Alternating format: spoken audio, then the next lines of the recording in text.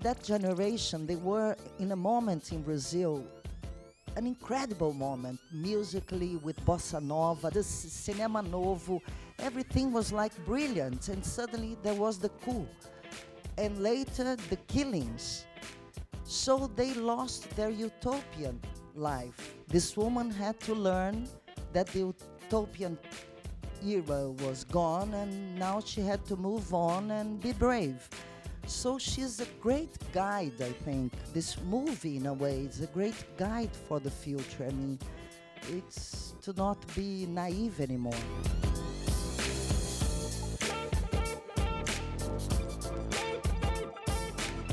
Whenever I have people as accomplished as either of you, I actually love to go back to the beginning and ask, what was your first job in this industry? The first time you felt you could call yourself an actor. I know you also are a filmmaker. So where did it all begin for you? Oh, to me? Yeah, sure. Oh my God, I am the first. Okay. My parents are not related to the arts, but I asked my mom to go to television to sing. It's like The Voice Kids, stuff like that. Really? And then it was like I started singing, and then some ads, and then soap operas, and then 40 years doing this thing. Wow. So it was performing first, and then you got into stepping behind the camera as well? Yes, and then I became a director, maybe in almost the time that you became a writer, right? Yeah, when we tried to do something else. Yes, Oh. yes, yes. Yeah, it is good, yeah. And for you? I was forced to be an actor. Yeah, forced. Yeah. I wanted to be a doctor, but I was forbidden because my Really? parents, they dragged me to theater where they were. So and then at the age of 30, I gave up. I wanted to do something else, but it was too late. And I started to write, but I mean, my parents, they are actors. Yeah. And they did it mostly from Tuesday to Sunday. So to be with them, Yeah. I had to go to the theater, and it destroyed my life. Were you acting as a child? I started acting Yeah. at 13. Okay. I started like 7, Wow. 8. Yeah, it's crazy. Survivor. Yeah, so I'm normally Macaulay against Culkin child- and myself. I'm normally against child labor, but in this case, I'd say it worked out pretty well, so I can't actually object. Well, again, congratulations on a fantastic movie. I know this film is obviously set during a very tumultuous time, but I'm curious what you knew about the Piva family, or what you thought you knew prior to coming to this story. well, Marcelo, when he wrote his first book, he just had the accident that paralyzed him. And this young boy, 20 years old, beautiful, intelligent, he wrote this book when he was recovering. And he became like a sex symbol of my generation. I mean, everybody was crazy about him. So that's how I met him. Later we became friends. And I always knew that his father has been killed and tortured during the dictatorship, but it was a story that you just had the headlines. Yeah. We never knew the details, not even the family. The family just discovered the details on 2014 when it really came out. So when he wrote the book now, I just ran to discover what happened to the family. And then I discovered not only Rubens Paiva, the father, but this amazing woman that I Yeah. knew because his first book was adapted to theater, and beautiful place. And there was this mother, amazing mother, that was Eunice. Was the first contact with Eunice for me was as the mother of Marcelo. Wow. And Selton, for you, what did you know about this story prior to this project beginning? It's similar because Yeah.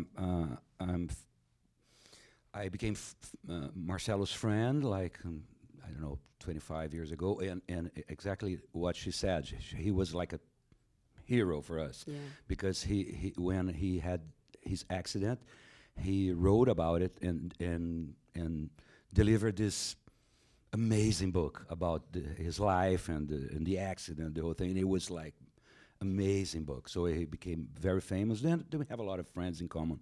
I never thought that one day I could play his father. And then Walter came with this book and this idea to tell this story, which is very personal to Walter, because Walter was very close friend to this family. Walter Salles was a friend of one of the sisters, so he was there during the childhood, living that house. So he remembers this house with the very progressive thoughts. It was the first time he thought like great music, great stories about arts, politics, etc. So this house, this man, this woman, this boy, this atmosphere, it's magical to him. And one day, doors closed, windows closed, and I was like, what's going on? So they took it off Rubens, but why? And so, and now, so it's beautiful. I mean, it's sad, but it's beautiful how art can bring this thoughts to memories and thoughts. Yeah. And this movie really is Walter opening again that house for him and for the audience, which is such a beautiful metaphor, no, for cinema. I was thinking, when I learned about his connection to the family, those scenes we see at the opening where everyone in the neighborhood's just kind of welcome and the doors are always open, like Walter was part of that. One of the boys. Yeah. He was. One of those boys. That's amazing. Knowing Marcello personally, though, did he come to you and ask you to take on this project, or did you go and ask his permission? How did it sort of work? Yeah, then when Walter invited me to do Rubens, definitely I spoke to Marcelo, and he was very supportive with this idea, which was a blast, because then you feel more confident to do this such important character. And then, we spoke a lot about how was his father. I mean, the mood more than I was more interested to understand.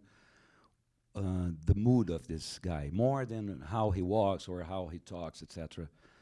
Because we had like half hour to do this character remarkable enough to resonate during the film. So it was hard. It was a hard mission for us, for me and Walter.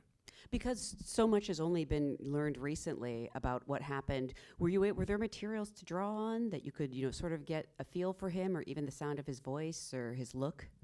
Yeah, just photographs. Wow. Yeah, I had just photographs, and then that's why I say it's like a more spiritual approach to this character in a very respectful way, and paying a tribute to this man, and through this man to countless families who live the same story. Yeah. I was not the first speak. Oh, come on. That's life. Yeah. All that matters is that you were the final pick. That's it. And first Walter gave me the script as a friend, and read and see what you think. And I said, very good, Walter. It's a very good script. Then we were together, and one day he called me and said, let's have a coffee. I want to talk about a project with you. And I thought he was going to ask me to write something for him, a script, something, because I have been doing comedy lately. A lot of comedy. You see? So I thought I was lost to drama. With Walter, I thought I was lost, really lost. And we had this great partnership from foreign land. The first film he did was like a formative film to all of us. And then he invited me to do Eunice. I was like, really? Are you sure? And then I worked really hard. Wow. Yeah. I mean, you must have also felt an extra responsibility to Marcello because, this is his mother as well. To everybody, I mean, especially to Eunice. We had Walter, Selton, all of us, and I think we had this woman, she's so, the dignity that she faced, I mean, state violence, that she reacted, the intelligence, the smile. She always had the smile. I mean, Marcelo the other day said something wonderful in an interview. He said that she said, "We are not victims. The country is a victim." So this way of, because you know, some things that are not in the movie, they were like expelled from society. When he died, they were like communists. It was really tough for her. Yeah. And this woman, and she never cried in front of anybody. So we had this promise to each other to be faithful to her and to do a movie that we wouldn't embarrass her doing a melodrama, you know. So she was the one who guided us, the way she behaves in life, I think. I heard Marcelo talking about how, like, she kind of didn't have time to cry. She had to move forward. Move on, I mean. No place for self-pity. Yeah. It's a great lesson, because, you know, I think this generation, it's similar to us, I think, now. Because that generation, they were in a moment in Brazil, an incredible moment, musically, with bossa nova. That's her generation. Bossa nova, Oscar Niemeyer, Lina Bobardi in architecture, Hélio Oiticica, Lígia Pape in arts, the cinema novo, everything was like brilliant, and suddenly there was the coup, and later the killings. So they lost their utopian life. This woman had to learn that the utopian era was gone, and now she had to move on and be brave. And I think we all now experiment the same kind of thing. We lived 20 years of democratic peace, I think, and suddenly the world is not at peace. Everything is turned upside down. Religious fundamentalism, a lot of things that we thought was over. Yeah. Even the idea of human rights that we thought was something that we all agreed, now it's gone. So she's a great guide, I think. This movie, in a way, is a great guide for the future. I mean, it's to not be naive anymore. That's what is asked from her, I think. And she didn't just survive, she thrived. I mean, becoming a lawyer at 46. With 5 children? Was incredible. I mean, with no money, because she lost her economies. It's unbelievable. Yeah. How else did the two of you go about preparing to play these characters? I mean, what did you have to draw on, and how, you know, you're not tied to doing an imitation of anyone. You're just trying to capture their spirit. Where do you even begin?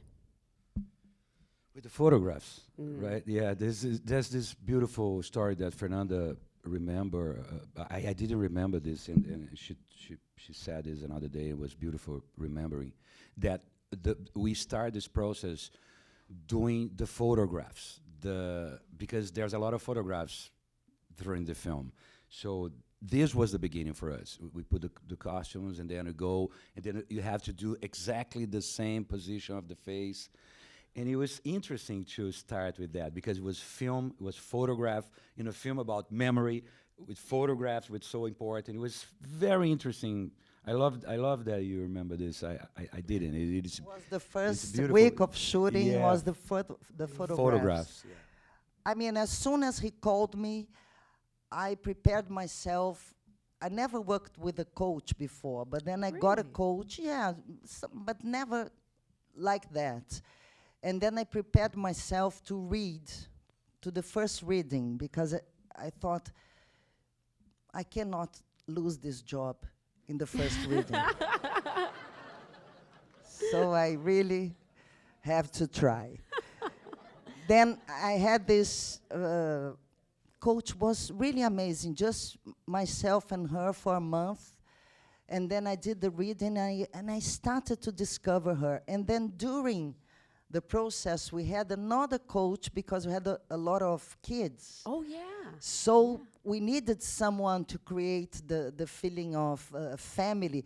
And you say something about the kids, that they were not actors. No. And they used to say, we were in our school one day, and someone said, do you want to make a movie? And now look at us. And they started to tell us, you know, now when I watch movies, I see, oh, it's a close-up.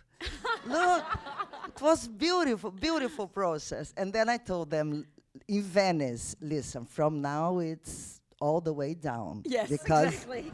it just started at the top and misery. That's what you have. But they brought us this freshness. Yeah. I mean, and everything in this movie is so real. It's very close to documentary. Yeah. I mean, I remember the first time I put a beautiful 70 costume, and Walter told our great costume designer, it's not fashion. And then we were wearing this awful, it was like, I said, I'm not ashamed, Claudia, to bring me this kind of, but it's perfect because Yep. we look real. Yep. You can smell the, I don't know, that kitchen smells like garlic. You can see it in the movie, and it's very rare, I think, nowadays, because it's like movies had its own codes. So we scream like we scream in the movies, we cry like we cry in the movies, or we dress as in the movies, so you have the 70s from the movies. And it's very difficult to do not do it. And Walter did it. And it was his vision. He really wanted something real, I think. I mean, these young actors are so authentic in a way that I haven't seen in a long time. But I'm curious. They were new to this, but surely they knew who the two of you were. Do you think they were ever intimidated? Not at all, because there's this beautiful exchange. I mean, we teach them our Yeah. craft, the technical thing, but they teach us a lot about exactly how, because back to the beginning of this conversation, I'm an actor since I was a kid. So when I work with a kid like this, I remember why I'm doing this, you know, and this is beautiful because at that time you have no visuals, you have no references. You're just there. You're just there. You're not acting. So they help us a lot. I'm very proud that they are with us in this poster. You said? Yeah. You said poster? Yeah. Okay, because it means a lot. Because they, right? Yeah. Yeah, we love these kids. And there is, for instance, at the end, not at the end, in the middle of the movie, when we are leaving the house, Walter shot it chronologically. Very rare, yes. And he refused to do not do it chronologically. So when Selton left, Oh, wow. I said, tomorrow he won't be here. He's my friend. I love him, his presence in the house. And I was left with that guys. And they closed the windows. And then they took me from that wonderful house that we're partying with our friends. And I was taken to that prison. And when I came back, the house was not the same. So there was really a parallel between the actors and what was going on with the characters. And when we leave the house, we have one shot of the girl, Cora, and she was like looking the set being taken. And it was a mixture of her because it was her last day of shooting, so that would be over.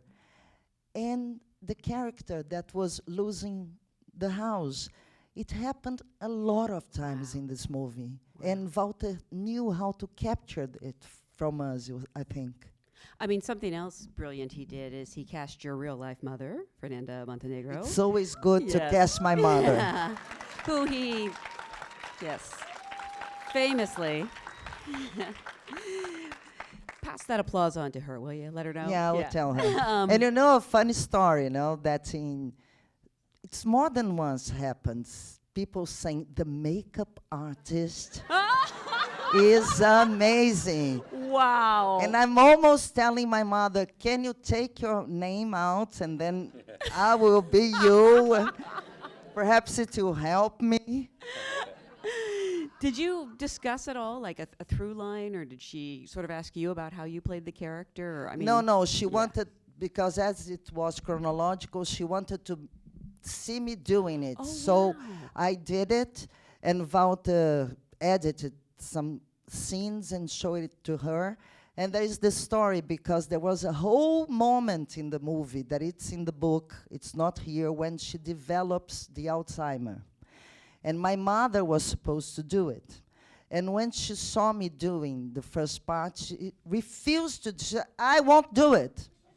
You will do it, because I have to be younger, you have to be older. Then they do the makeup on you, and that's fine. It's a mistake to put me, because... and then I did it. I Oh. thought it was over, and then I started the whole new film with Alzheimer. But then it was cut, because the film didn't need it. And it was good, because I think if she had done it, Walter would be like, my God, to Yeah. cut Fernanda.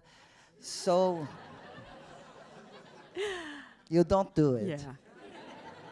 It would be a 4-hour movie. But then he cut me. He cut the scenes where I cry. Oh, I heard about this. You I gave him a hard cried time. so much. Yeah. Got it. I mean, I'm just throwing out there. I'd watch a continuing series about this woman. So if he wants to do a sequel, he's got some of the footage right there. It's there. But and then she just did it, we didn't discuss. But my mother, she reminds me, Eunice, reminds me a lot of my mother at that age. It's the same kind of woman. We have like Italian relatives. She looks so much like Eunice. Yeah. Yeah, in the 70s, like this. So I did my mother. Well, I want to remind everyone, please spread the word about this movie. I mean, I know everybody wants to see it, but it is such a special film. Let everyone know. I believe it will actually be playing wide in January, I believe. January 17th. January 17th. But again, thank you so much for being a wonderful audience. Thank you you for very being Thank you very much.